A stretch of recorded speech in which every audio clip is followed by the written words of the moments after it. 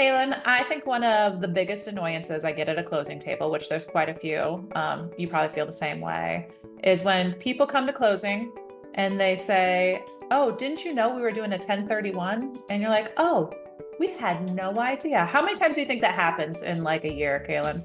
I don't know about a year, but at least in the past couple of weeks, we've had it happen 2 or 3 times. Yeah. I think the communication piece is lacking, but I don't think it just starts with like at the closing table. I think it starts like a long ways before that, is because people don't know a lot about 1031s, which is why we have our lovely guest on here today. Welcome Ken Tharp with Iowa Equity Exchange to our podcast today. And so Ken, we're super excited to have you here. Well, thanks very much for allowing me to be here. We're looking forward to the visit today, and I think that might be the first time I've ever been called lovely. Well, we'll keep these good vibes going. That's what we'll do too. Ken, I bet you probably hate when people call you from the closing table and say, "Oh, I need to do a 1031. Can you rush this for me?" Does it happen? It has happened, yeah. Usually it's not at the closing table, maybe a little before that, but yeah, the rush ones are always fun. So yeah. Well, Ken, tell us a little bit about yourself, how you ended up with 1031s, all of that fun stuff. Oh, okay. Well, I'll give you a brief synopsis of my career. Love it. I started long ago. May of 1978, I got my real estate license, and I progressed into getting a broker's license.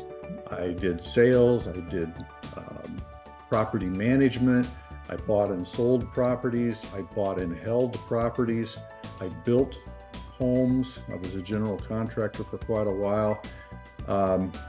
17, maybe almost 18 years ago now, I thought there might be an opening in the central Iowa area, or the wider area than that, I guess you could say, for a new intermediary firm for 1031 exchanges. And I started from scratch at that time, and have been doing it ever since. Now I have my 2 kids working with me, and we've hired one other person. My wife does a little bit of work, so we're kind of a 4.5 person team right now. Don't tell your wife she's just a half person. She probably won't. No. Well, no. Yeah, I get you. Yeah. I'll be careful. Love it. And so again, not a lot of people know what 1031s are or what an exchange intermediary does. Do you just want to give us like a brief rundown? I know it's always hard to say what 1031s are, but you can give like a general description that the most layperson would understand, and then what the role of that qualified intermediary is in there too, of which you are. Sure. Well, as we walk around our neighborhood and we talk to our neighbors, for instance, or when we're at a party and somebody's, "What do you do?" You have to be able to explain it, and it is hard. It's because it's such a niche. It's really a weird little business that we do. But I usually explain it by giving an example. First off, it only applies to investment or business type of real estate. So the example I usually give is, let's say you own a duplex and you want to sell it, and you're going to buy another property that's going to be a nicer property, let's say. If you just sell it outright and then you get the money, you go out and buy the other property, you're going to pay capital gain tax on that, on the gain that you realized from the sale of the property. And that can be a big amount of money. It's going to go to the government, where if you do it through a company like ours, a qualified intermediary company, we can help you move that money into the new property and defer all of those taxes. We don't make the taxes go away. There's no magician that can do that, but we can help you put all of that money into use in the new property rather than sending a big chunk of it to the government.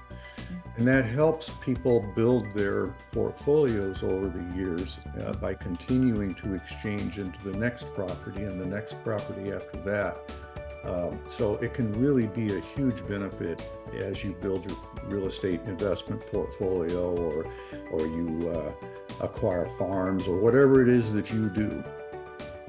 And I don't think people realize that sometimes when they're selling investment property, because a lot of people who are new investors, they may have only owned primary residences and sold and again, got that capital gains waived for being that primary investment too. But people don't realize that sometimes when they're selling a rental property, and especially in this market where the market's kind of skyrocketed and they're thinking, yeah, I can make some good money off of that. They're not realizing that, oh, I'm going to have to pay some taxes on this. And it's not a little amount of taxes either. Can you just give us like a general idea of maybe some tax brackets that those fall into? Yeah, that's changed over the years here. It used to be a fairly blanket statement that you were going to pay 15% to the federal government. And then the state of Iowa for a long time was just under 9%. And then there's depreciation recapture as well. And now the Iowa tax bracket has actually gone down. It's gone down pretty significantly.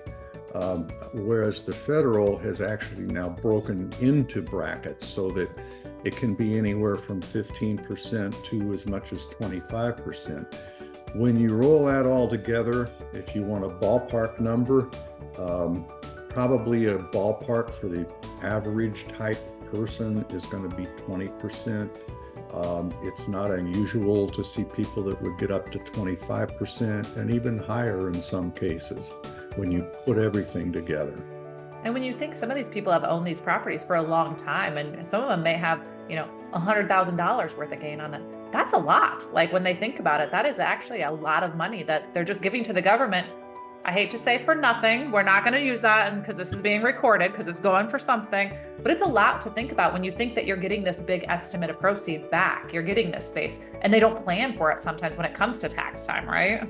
Yeah, that can sneak up on you if you're not thinking about it ahead and planning for it. And people get their proceeds and they think, oh, this is wonderful. I've got this huge chunk of money, but they don't think about the idea that maybe I should set about 25% of this aside so that I have the money next year when I need to file my taxes.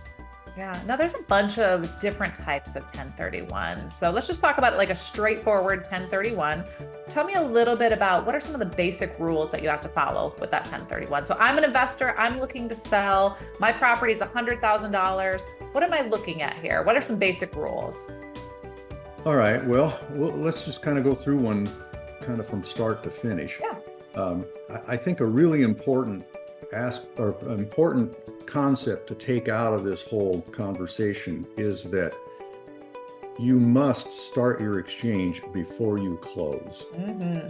We get calls just about every week from somebody who says, I've just closed on my sale of my property and I'd like to do an exchange. And we have to tell them, I'm sorry, you're too late. Mm-hmm. And I always tell them that doesn't do us any good because we don't collect a fee, but it doesn't do you any good.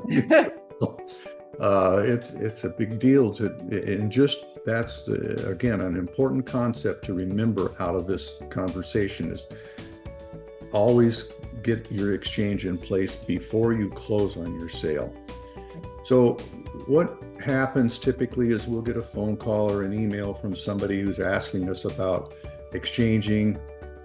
We have a good conversation with them about their plans. What are you selling? We want to make sure that property qualifies for an exchange. We can talk more about that later. And what they're planning to do with the funds once the property sells. What are you going to buy? Again, to make sure that will qualify. And then if we determine that we're going to go ahead with an exchange, then we will get some things from that person. We'll need a copy of the purchase agreement for starters. That's a prerequisite. We really need that before we can do much of anything in terms of documentation. And then we prepare the documents, send those off to that client. They sign them, we get them back. And then the next step for us then is working with you guys, the closing. Yay. Yeah. So we're going to send you a set of closing instructions, and we always try to do that 10 days to 2 weeks even before closing. Sometimes there isn't that. Sometimes it just doesn't happen. Yep. Yeah, that's for sure. But we do get them out as quickly as we can.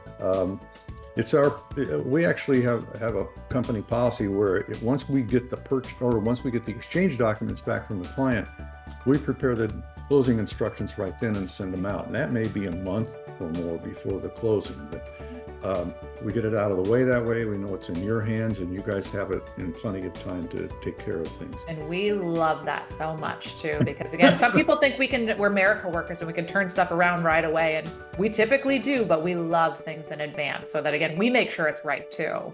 Yeah, absolutely. Yeah, we feel the same way. So you guys do your thing. You send documents to us for our review. We make sure that they comply with our instructions, including how the closing statement is prepared and so forth. So there's a few little idiosyncrasies about preparing an exchange or a closing statement for an exchange versus a regular sale. And then once those things are all ironed out, you have your closing, and then the money that's generated from that sale, that money is sent to us, and we hold that money for our client. And that's a big part of this whole thing. That's why you can't really do an exchange by yourself. There's just no way to do it, because you have to have someone that holds that money that's an impartial third party. And that's what we are. That's probably our biggest function in an exchange, is to keep their money away from them, believe it or not, which is a little weird, but those are the regulations. So there are two deadlines that start when that sale closes, and the longer one of the two is the one where I like to start. You have 180 calendar days to get everything done that's going to be part of your exchange. So if you're selling one property, buying two properties, which you can certainly do, you have to get both of those properties that you're buying closed within the 180-day period. Now, before the 180 days hit, you have to do what's called identify the property or properties that you're interested in buying. And that is a much shorter time frame. You only have 45 days to do that after that first closing. And both of the 45 and the 180 are calendar days, with virtually no exception for an extension. It's not even worth talking about what might allow for an extension. So we'll skip over that. But the identification process is a little weird too, and I always tell people this is the most confusing part of an exchange. Yep. Why do you have to identify? I don't know. I can't answer that. There's no real good reason.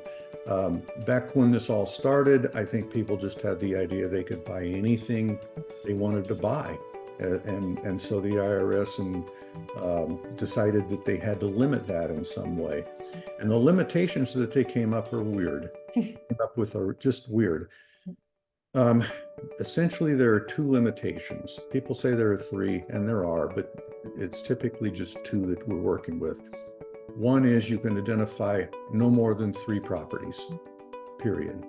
No other limitation to that. So they could be you could sell a $100,000 property and you could identify 3 $1 million properties, but no more than 3.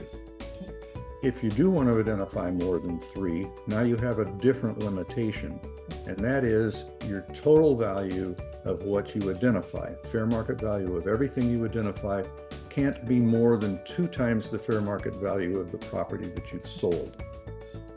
Now, if you think about that a little bit, it'll make sense that the only time people use that one is if they've sold a big property and they want to buy a number of smaller properties. Yeah. Any other time, we're talking about the 3 property rule, almost without exception. Yeah, and I think the only time I've ever seen is if they're selling a piece of farmland and want to buy some rentals or something like that. Otherwise, it very, very rarely ever applies. And most people are buying up. They're not buying down in that space where they're spreading it out for most of those cases. Yeah, that's very true. And that the example you gave, farmland into several rentals, has come up many times over the years. But It's a pretty rare occurrence. So, I've never kept track, but I've always guesstimated that probably 90%, maybe 95% of people who identify have used the 3-property rule. Yep. So, and then just finishing things up, once they get to the point where they're ready to buy their property, we go through the same process with the closing agent. We send them closing instructions, receive their wiring instructions so that we know where to send the money when the time comes, review their documents and so forth. We get to closing date, the closing day, and we send that wire of the proceeds that are needed to close on that property. And they have a successful closing, and the exchange is essentially over. We always send a wrap-up packet that includes all the documents that the tax preparer is going to need to prepare their Form 8824, which is the form that the exchange gets reported on the next year's taxes. And I think you mentioned a very important person in this process too, besides us. We like to think we're the most important person, but besides us, their tax preparer. I mean, I think, again, the number one person that needs to be involved is their tax preparer as well, too, to determine whether 1031 is even meant for them. Because sometimes it's just not meant for them from their standpoint, too, correct? Yeah, that's really true. I mentioned that preliminary conversation that we have with our prospective client, and sometimes it's way more than one conversation. It can be many conversations before we ever get the whole process started. But we go through a lot of details with them, and sometimes it's just really apparent. Yeah, this person can really benefit from an exchange. There's no question about it. We're still going to urge them to talk to their tax preparer or their tax advisor, but sometimes things are a little gray and we're not real sure. And we always tell our clients that I've mentioned fees already once, but we always want to earn a fee, but we want them to get some benefit out of the process. We don't want to earn a fee and then not get anything. So sometimes, again, it's a little gray, and we have to tell them, you need to go and talk to your tax preparer and make sure that this is going to be beneficial to you. We think it will, or we think it might be, or we're not really sure that this is going to help much, but talk to your tax preparer and get their opinion, get that person's opinion, and then come back to us and tell us what they've said. That kind of leads to another thing. Can I? Yeah. Oh, 100%. This is your show, Tim. Oh, God. Ken Criminelli. I haven't drank enough coffee already, and it's later in the day, and I need more. So, now what was I going to say? See, I've thrown you all off. Yeah. I started thinking about coffee. No. There you go. See, that gets everybody right there. But the tax preparer is a really, really important person. We want them to be involved. Oh, I know what it was. There are times when someone will come to us with something that we think is questionable. We're not sure if this property is going to qualify. Yep. And there are lots and lots of reasons why that might be. But if we get into that situation, we always tell the people, go to your tax person, find out what they think. If they're okay with you doing this exchange, then we're okay with it. But we want to know that directly from the tax advisor. We want an email, or we want them to write a letter and attach it to an email or something like that, so that we've got that backup, that we have word directly from the tax advisor that they're comfortable with us starting the exchange for this client. We don't want to start an exchange if they're not comfortable, because that may hang them out to dry. Absolutely. If the time comes and the client gets audited, and it goes to the tax person, and the tax person says, well, why did you do this? Yeah. Oh, the QI told us we could do it. Well, not without the tax person's permission. So yeah, absolutely. Do you ever have cases where people are like, oh, I do my own taxes. Do you think this would be a good thing for me? It's amazing how many people do their own taxes in this day and age to have rental properties or investments too. It really is. And for those people, if they haven't done a Form 8824 before, I just tell them, boy, you really need to think about this. Yep. That form will eat you up. Yep. It's not a fun form to try to fill out. I certainly wouldn't try to fill it out myself. I mean, I have just for fun, so that I have fun. You're my idea of fun. You Tim. might be the only Two one. different things here. That probably wasn't the right word to use. Just to get through it, I've tried to fill it out. How's that? But it's just not. It's not an easy form to fill out. And so, back to your question, we want some sort of disclaimer if they're doing something that we think, especially if we think they want to do something that we think they shouldn't do, doesn't qualify. So if they do their own taxes, they're going to have to write us a little disclaimer. And we have some of those things built into some of our forms. So if a person's trying to do a certain thing and we think it's maybe a little iffy, we'll put that in there and I have them initial that particular box or something like that. It's amazing when it comes to taxes in the IRS, how much people want to just slide by, and it's like, it doesn't quite work that way. You'll get found out sooner or later. Like, let's do this on the up and up for sure. Yeah, that's a big part of what we do. And we tell people every week, probably multiple people every week, that they should not do an exchange. This doesn't qualify. We can't handle this exchange for you for that reason. So that's always painful to do, but you have to do that. Yep. And again, you'd rather be honest and get that ability to be honest and do the right thing than have to just take it on just for the fee, like you said. So working with those people is fantastic. Like, those are the people you want to work with, is the people that are going to tell you that honest opinion. Well, that's true. And I think most of the people you end up telling that to respect it. And when they do have something that will work, they'll come back to you. Absolutely. So talking about things that'll work, tell us a little bit about like the qualified properties we talked about too. What properties qualify for a 1031 exchange? Well, there's a term in exchange world called like kind. And the property that you sell has to be like kind to the property that you buy. And there's a lot of confusion about what that really means. The way I define that is I go to the code and the part of the code that tells you what qualifies says that the property has to have been held for productive use in a trade or business or for investment. And the property that you acquire as your replacement property, the one you're going to buy, also you have to acquire with the intention of holding for productive use in a trade or business or for investment. Now, if both of those properties qualify under those terms, then they're also like kind to each other. They have to be real estate. I guess we didn't start with that, but they do have to be real property. So you sell your duplex and you buy a farm with the money that you've generated from the sale. You're going to hold the farm as either an investment and rent the farm ground out, or maybe you're going to farm it yourself, and that would be a business qualifier. The duplex has been a rental. That's investment. Those two properties are like kind to each other.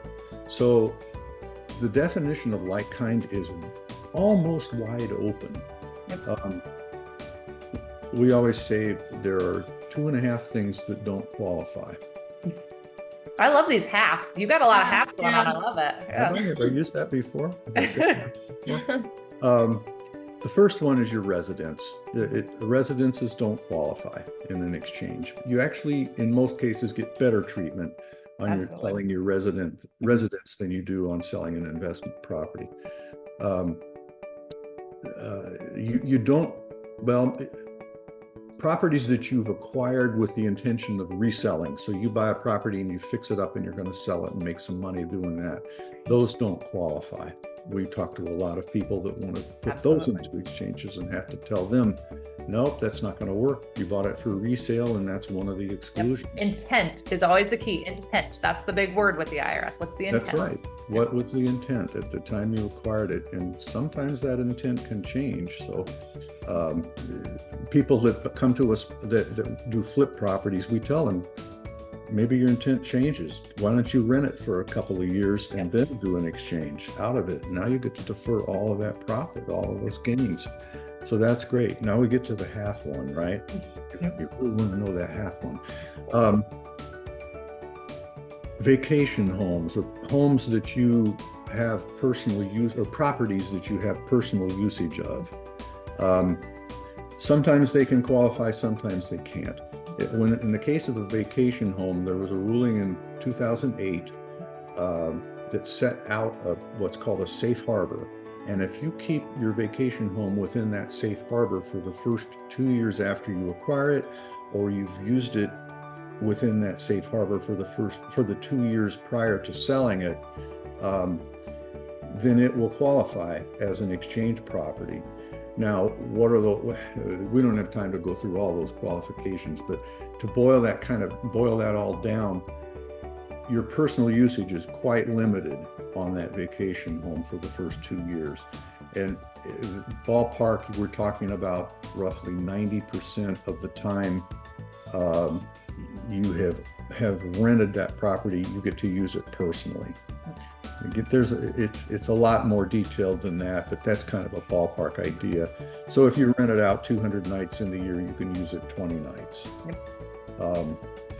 That sort of thing. So if you do that, and we do a lot of exchanges where people acquire properties like this, and we do quite a few where people are coming out of a property that they've held like that.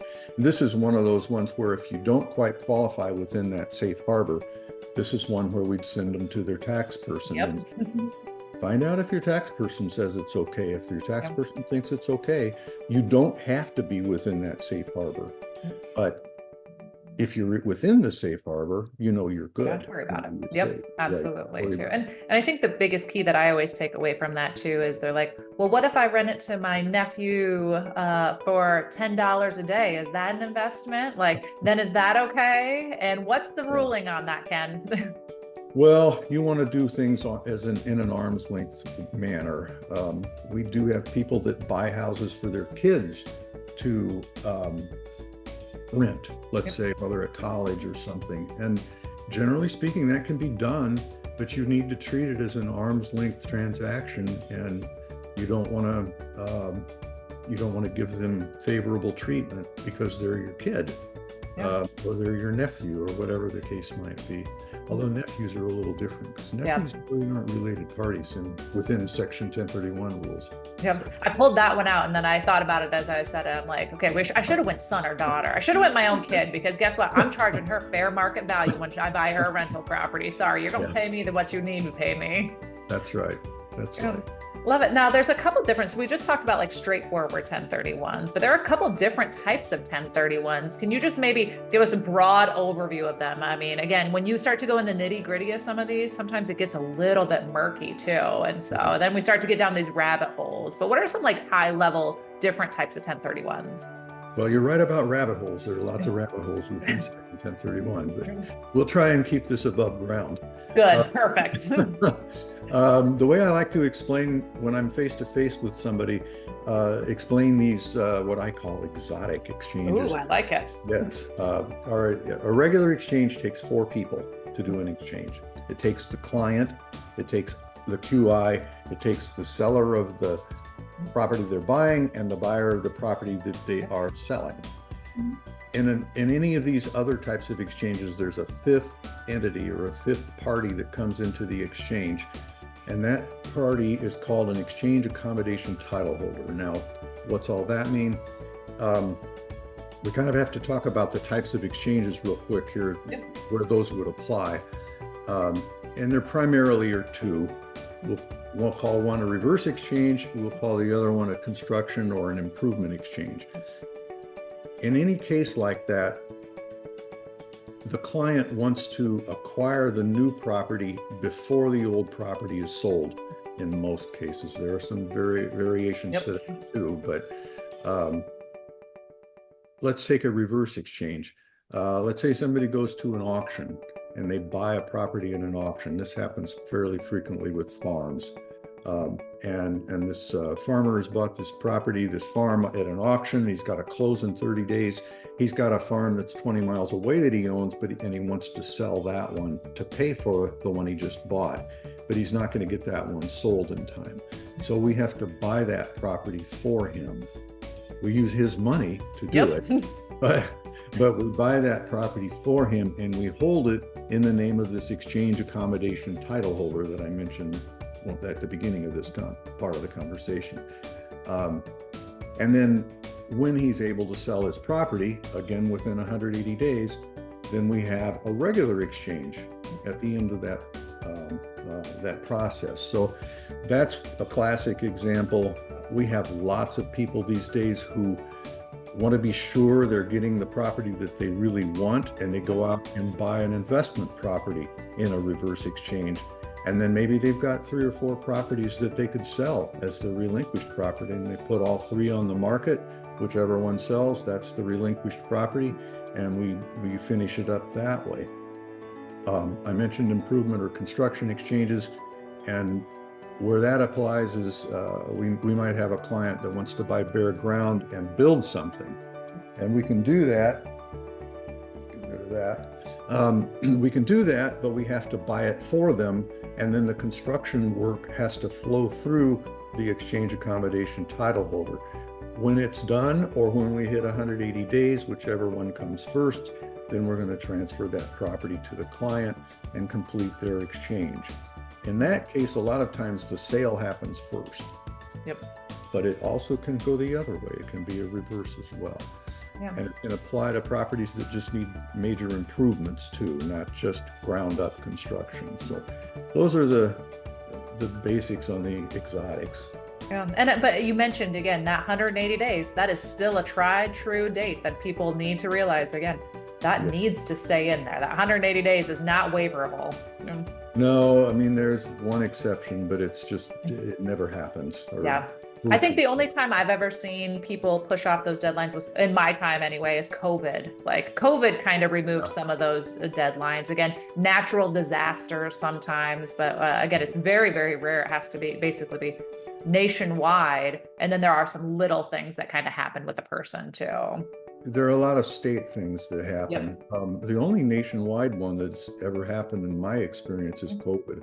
And that it did apply nationwide, which is really unusual. But the one that happened I think most recently in Iowa was the derecho. Oh yeah.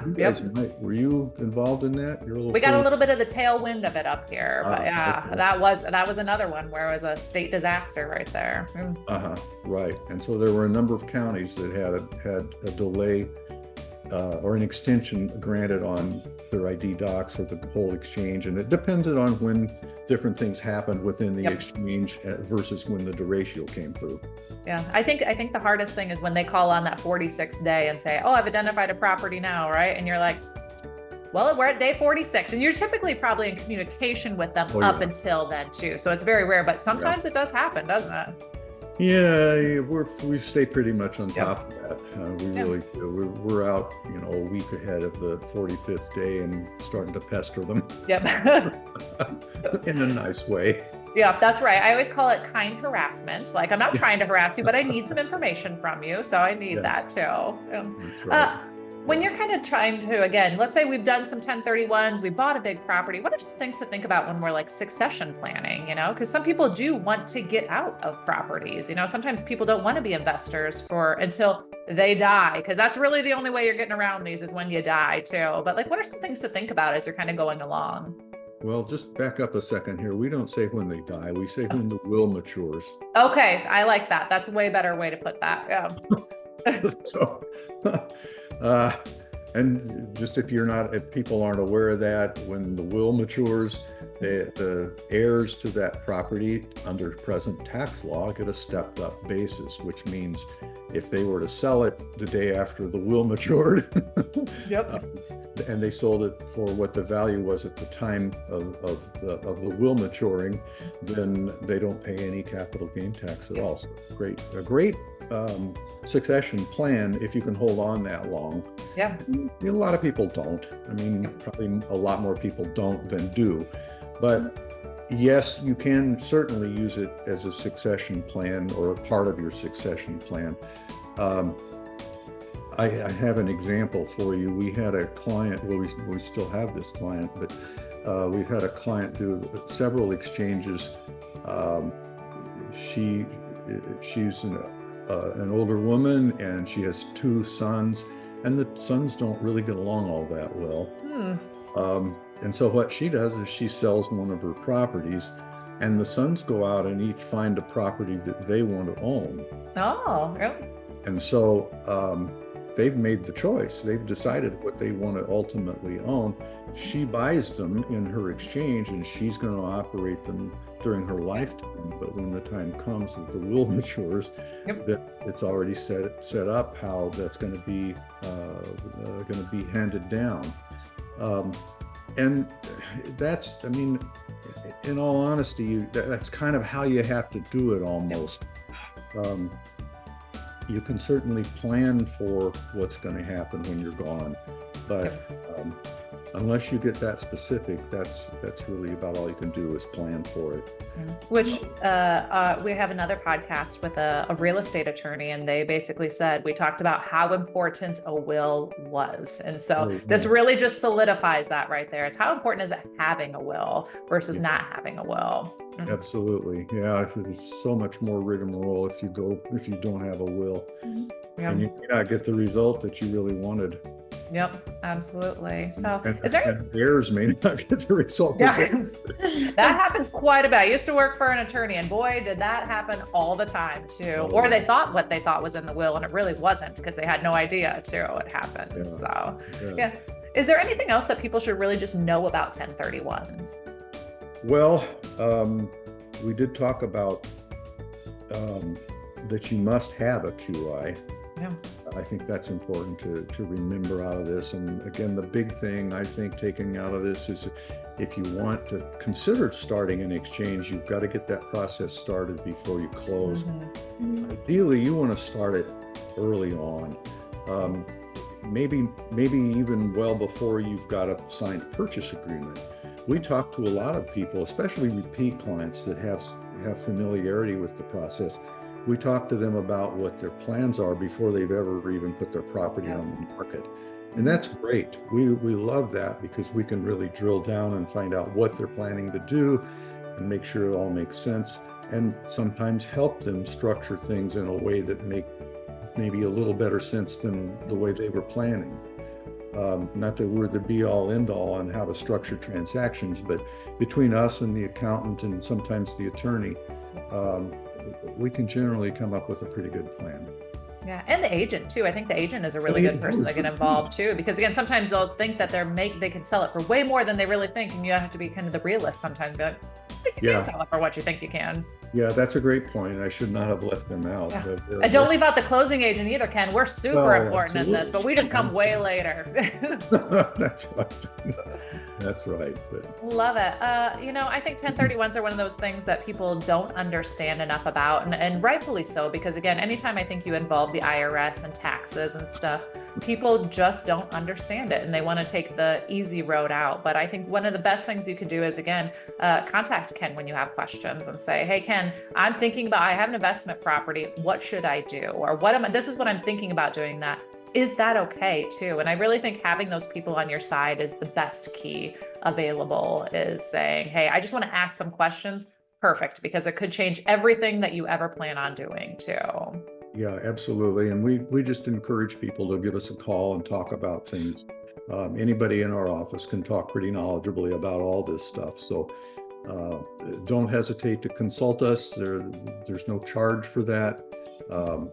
everything we do, we earn fees off of our transactions, and that's it. So we're a good resource for questions and to try and get those answered in the correct manner as they apply to exchanges. Yeah, love it. Well, Ken, we always end our podcast with a completely random question that you have no idea what's coming, okay? Great. Awesome. And so here's our question to you today. If you could take any prop from any movie set, which one are you stealing? Or borrowing for a long amount of time and then willing it away when you have your will? Well, my favorite movie's always, since it came out, always been Braveheart. Oh, you and my dad. He loves Really? that movie too. Yeah. Yes. Wow, cool. Yeah. So I guess I'd go for one of the swords that Mel Gibson wielded. Yeah, you got to call him Willem Wallace. Like that's what it always is Yes, too. right. That's right. Oh, I love it. Well, Ken, if I could find one and give it to you, I totally would, because you have just been an amazing wealth of knowledge in 1031s too. And so I know that we've talked about stuff before too, about 1031s. And again, my team always appreciates you and how you handle everything from the 1031 side. So I highly recommend anybody who has a question to absolutely reach out to Ken too. Well, I appreciate that. We always enjoy working with you guys. Everybody there is great, wonderful. So Awesome. Well, we appreciate you being here, Ken. thanks, Jess. Thank you. Kaylen, we'll talk to you later. Bye-bye. Bye-bye.